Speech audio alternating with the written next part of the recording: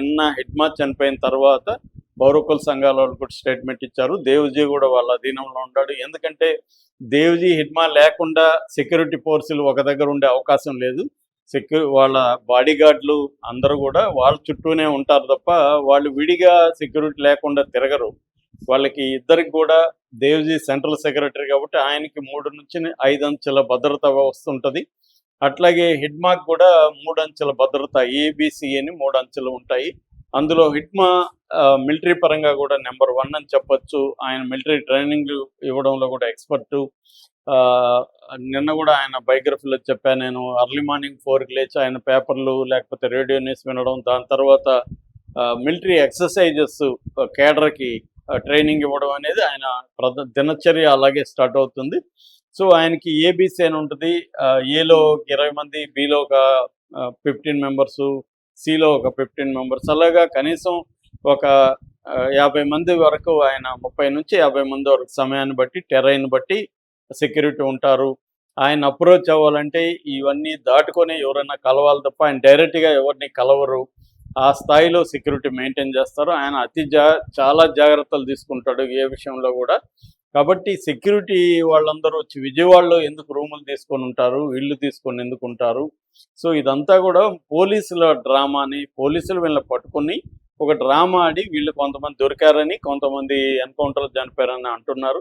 ఇప్పుడు కూడా ఏం కథ రాబోతుందంటే, నిన్న ఆ ఎన్కౌంటర్లో కొంతమంది పారిపోయారు. నిన్న జరిగిన హిడ్మా ఎన్కౌంటర్లో కొంతమంది పారిపోయారు. వాళ్ళే ఇప్పుడు ఈ స్పాట్కి 5-6 కిలోమీటర్లు వాళ్ళు దొరికారు. ఇప్పుడు కామన్ సెన్స్ ఆలోచిస్తే ఒక ఎన్కౌంటర్ జరిగినాక 5-6 కిలోమీటర్లలో వాళ్ళు ఎందుకుంటారు? వాళ్ళకి తెలుసు కదా ఇక్కడ కోంబింగలు జరుగుతాయి, ఇక్కడ మళ్ళీ జరుగుతుంది. వాళ్ళు దూరంగా పారిపోతారు కదా ఎవరైనా. 5-6 కిలోమీటర్లో ఉండి వీళ్ళకి ఎందుకు దొరుకుతారు? కాబట్టి ఇదంతా క్లియర్గా ఇది ఎన్కౌంటరే కాదు, పట్టుకొని అందరినీ కాల్ చేసి ఒక్కొక్క స్టెప్ బై స్టెప్ ఇన్ఫర్మేషన్ని లీక్ చేస్తూ ఒక డ్రామా ఆడుతున్నారు అనేది వస్తుంది. ఇది వాస్తవమే కావచ్చు. ఎందుకంటే ఇది ఒక దురదృష్టకరము. ఎందుకంటే మల్లోజుల ఆసన్న సరెండర్ అయినప్పుడే వాళ్ళు పిలిపించారు వీళ్ళందరికీ కూడా, మీరు కూడా వచ్చి సరెండర్ అయిపోండి. కానీ మరి వీళ్ళు కొంత ఆలస్యం చేసినట్టుగా ఉంది.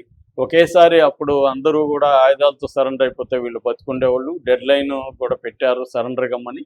కానీ వీళ్ళు సరెండర్ అవ్వకుండా కొంత లేట్ చేసి ఇప్పుడు సరెండర్ అవ్వాలనుకున్నారు. అప్పుడే చాలామంది అడిగారు, సరెండర్ అయినా కూడా హిడ్మాన్ చంపేస్తారు అనేది అప్పుడే అడిగారు. అందుకనే సరెండర్ అయ్యే బదులు ఎలాగూ చేస్తాం, సరెండర్ అయినా చేస్తాము, సరెండర్ కాకపోయినా చేస్తాం. సరెండర్ అయ్యి చచ్చా కంటే బయట ఉండి పోరాటంలో ఉండి చనిపోతే కనీసం మనకి ప్రజల్లో అయినా మంచి పేరు ఉంటుంది కదా అనేది నిర్ణయించుకున్నట్టు తెలుస్తుంది. బట్ చివరిలో వాళ్ళు కూడా మనం సరెండర్ అయిపోతే ఏమన్నా బతకచ్చాము అని అనుకున్నట్టుగా ఉంది.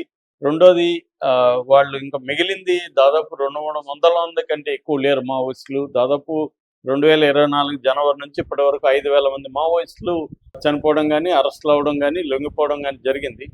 దానివల్ల ఇంకా ఉన్నది వాళ్ళకి చాలా తక్కువ మంది. వాళ్ళకి టెరైన్ కూడా ఈ 300-400 మంది సర్వైవ్ అయ్యే పరిస్థితి కూడా లేదు. ఎందుకంటే దండకారణ్యం మొత్తంలో 1,00,000 పోలీసు బలగాలు ఉన్నాయి. పైగా వాళ్ళ దగ్గర మోడర్న్ ఎక్విప్మెంట్ ఉంది, మోడర్న్ టెక్నాలజీ ఉంది, డ్రోన్ టెక్నాలజీ ఉంది, హీట్ సెన్సార్స్ డ్రోన్స్ కొంటున్నాయి. ఎక్కడైనా వీళ్ళు ఏదైనా పొయ్యి ముట్టించినా కూడా డ్రోన్స్ కనిపెట్టే పరిస్థితి ఉంది. అట్లాగే నైట్ థర్మల్ విజన్ టెక్నాలజీ ఉంది, శాటిలైట్ ద్వారా వీళ్ళ ఉనికిని గుర్తించే పరిస్థితి ఉంది. ఇంత ఇది పెట్టుకొని ఇప్పుడు మావోయిస్టులు బతికే పరిస్థితి అయితే లేదనేది చాలామంది చెప్పారు, నేను కూడా చెప్పాను. వీళ్ళ ముందు 2 మార్గాలు ఉన్నాయి, ఒకటి సరెండర్ అవ్వడం, ఒకటి చనిపోవడం అని. అదే జరిగింది. చాలాసార్లు ఏమవుతుందంటే కొంతమంది సరెండర్ కూడా కాలేని పరిస్థితి. ఎందుకంటే పోలీసులు వాళ్ళు ప్రత్యక్షంగా తీసుకుంటారు. నిజానికి హిడ్మాకి ప్రత్యేకంగా పోలీసుల మీద ఏం కోపం ఉండదు. అతను ఉద్యమంలో భాగంగానే పోలీసులను చంపుండొచ్చు. అట్లాగే పోలీసులు కూడా మావోయిస్టులను చంపారు.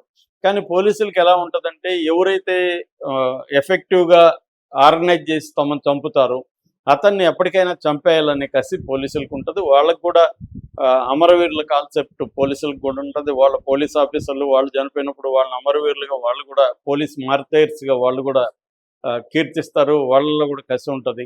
కాబట్టి ఈ దీంట్లో ఎస్కేప్ కాలేని ఒక పాయింట్ ఆఫ్ నో రిటర్న్ అంటారు. ఒక పాయింట్ ఆఫ్ నో రిటర్న్లోకి వెళ్ళిపోయారు. అంటే డెత్ వైపు వెళ్ళాలి తప్ప వేరే మార్గం హిడ్మాక్ కానీ దేవ్జీకి కానీ లేదు. దేవ్‌జీ గారిని ముందే ఆసన్న మల్లోజుల ఆ టైంలోనే సరెండర్ అయిపోయి ఉంటే కనీసం దేవ్‌జీని బతికుండేవాడు. కానీ ఇప్పుడు దేవ్‌జీని గూడా ఈరోజు ఎన్‌కౌంటర్‌లో చంపేశారని చెప్తున్నారు. అఫీషియల్‌గా అయితే అనౌన్స్ చేయలేదు. అఫీషియల్‌గా వచ్చే అవకాశం అయితే ఉంది.